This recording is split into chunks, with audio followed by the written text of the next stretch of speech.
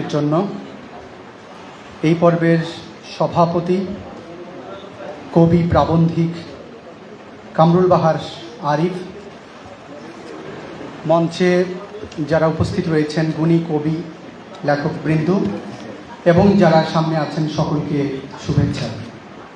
আসলে সারা দিনব্যাপী যে পরিমাণ কবিতা এখানে পঠিত হয়েছে, উচ্চারিত হয়েছে, আর এতগুলো পর্ব এখানে হয়েছে, আপনারা প্রত্যেকেই আমার মনে হচ্ছে ক্লান্ত। তারপরও এখানে আমার কাছে মনে হচ্ছে অনেক বড় একটা উপস্থিতি। তো আমি চেষ্টা করব খুব কম কয়েকটি কথার মধ্য দিয়ে আমার আলোচনা শেষ করার জন্য। এখানে এই পর্বের যে আলোচনার বিষয় সেটি হচ্ছে তারুণ্যের কবিতায় সংকট ও সম্ভাবনা।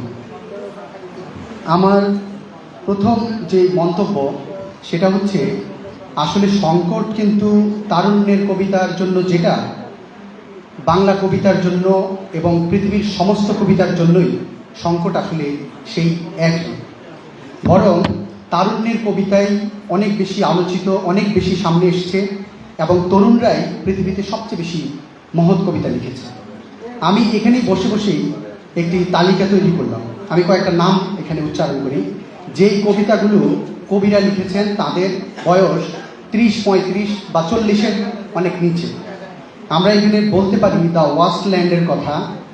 এটা এলিয়ট লিখেছেন, তার বয়স তখন 34 বছর। বিদ্রোহী কবিতা, সারা পৃথিবীর শ্রেষ্ঠ কবিতা, এটা আমার কথা না, প্রফেসর হেনরি গ্লাসির কথা।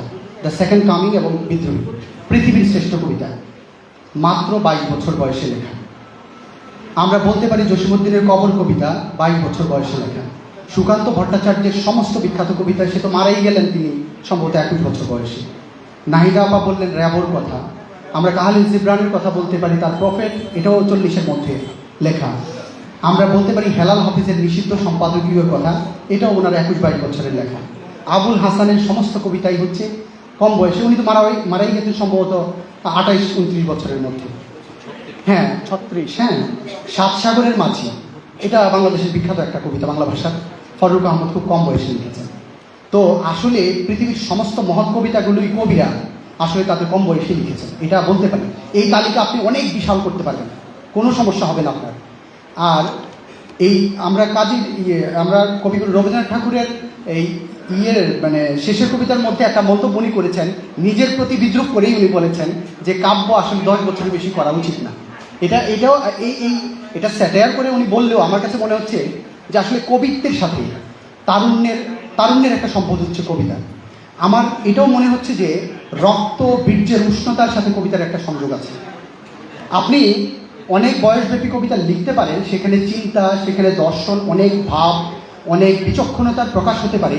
তবে যে উদ্দীপনা তরুণরা তাদের কবিতার মধ্যে প্রকাশ করেছেন, তাই কবিতা হিসেবে সারা পৃথিবীর মধ্যে সবচেয়ে বেশি সমাদৃত।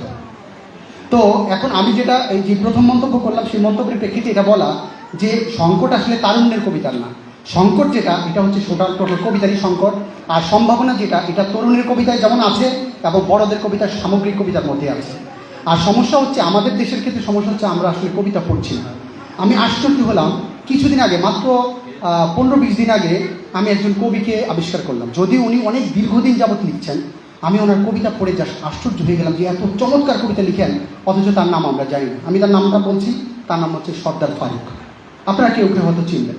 অসাধারণ কবিতা লিখেন। আমরা সমাদৃত করতে পারিনি, আদর করতে পারিনি। মারা গেছেন নুরুল হক, অসাধারণ কবিতা লিখতেন। আমাদের দেশে আমরা পুরস্কৃত করতে পারিনি কবি ময়ূর চৌধুরী, অসাধারণ একজন কবি। আমাদের দেশের অনেক তরুণ কবি মারা গেছেন, এমনকি আখতারুজ্জামান লেবু, তার কিছু কিছু পংক্তিও আমাকে গভীরভাবে আকৃষ্ট করেছে। আমার এই ভুলায় যাইও জ্বরের দুপুর, কপালে মার ছোঁয়া, এমন হৃদয়স্পর্শী পংক্তিমালা তার উচ্চারণ ছিল, যেগুলো যে কাউকে যদি আমরা পড়ি আকৃষ্ট করবে। এখন সমস্যা হচ্ছে আসলে আমরা কবিতা পড়ছি না। যদি কবিতা পড়া হতো তাহলে আমরা দেখতাম যে এখনও তরুণরা ভালো কবিতা লেখে, বৃদ্ধরাও ভালো কবিতা লেখে, বয়োজ্যেষ্ঠরা ভালো কবিতা লেখে, অনেক কবিতা লেখা হয়। সর্বোপরি সমস্যা হচ্ছে কবিতা পড়া হচ্ছে না। আর এর বাইরে যদি তরুণদের কবিতার কোনো সমস্যা থাকে, আমার ধারণা সেটা বকুল আশরাফ ভাই এবং সভাপতি মহোদয় উন্মোচিত করবেন। আমার বিবেচনায় তরুণদের কবিতার কোনো সমস্যা নেই। সমস্যা হচ্ছে টোটাল কবিতা পাঠ হচ্ছে না, সেই পাঠের দিকে আমাদের মনোযোগ দিতে হবে। আমি এই এই এই এই বিষয়ের বাইরে আমি দুই একটি কথা বলছি। কবিতাকে আসলে আমি অত্যন্ত উচ্চতর বিষয় হিসেবে দেখি। এটা শুধু আমি না, সারা পৃথিবীর মধ্যে কবিতা হচ্ছে হাই আর্ট। আপনি পোয়েট্রি এবং পেইন্টিং এগুলো হাই আর্ট। সারা পৃথিবীর মধ্যেই কবিতার পাঠক সবসময় খুবই সংকলিত এবং বাছাইকৃত। কবিতার পাঠ অনেক বেশি হবে না, কিন্তু খুবই নান্দনিক, খুবই গভীরভাবে স্পর্শী কবিতা সারা পৃথিবীর মধ্যেই ছড়িয়ে পড়বে। আমরা 2010-12 সালের দিকে দেখলাম, আমি এইভাবে আসলে কবিতাকে সারা বিশ্বব্যাপী ছড়িয়ে পড়তে দেখিনি। যেমন আমরা গুন্টার গ্রাসের একটি কবিতার কথা বলতে পারি, 2012 সালে বের হয়েছিল, ইসরায়েল বা ফিলিস্তিন এই সমস্ত ইস্যুতে, হোয়াট মাস্ট বি সেড।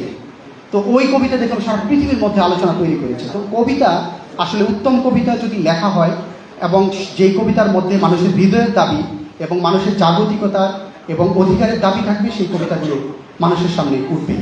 আর কবির দৃষ্টির অত্যন্ত সূক্ষ্মতার প্রয়োজন বলে আমি মনে করি। যেহেতু কবিতা অনেক হাই আর্ট, আমরা কবিতাকে অনেকভাবে অনেক সময় খেলো হিসেবে বিবেচনা করে অনেক হালকাভাবে কবিতা লিখি। কবিতা যদি স্বতঃস্ফূর্তভাবে আসেও, তারপরেও কবিতার শব্দ, কবিতার বাক্য বিন্যাস নিয়ে কবির ভাবনার অনেক বেশি অবকাশ আছে। একটা ছোট্ট কবির দৃষ্টি কেমন সূক্ষ্ম হতে পারে, একটা ছোট্ট আমি একটা উদাহরণ দিই। সেটা হচ্ছে আল মাহমুদের একটা কবিতা আছে, পিপাসার মুখ।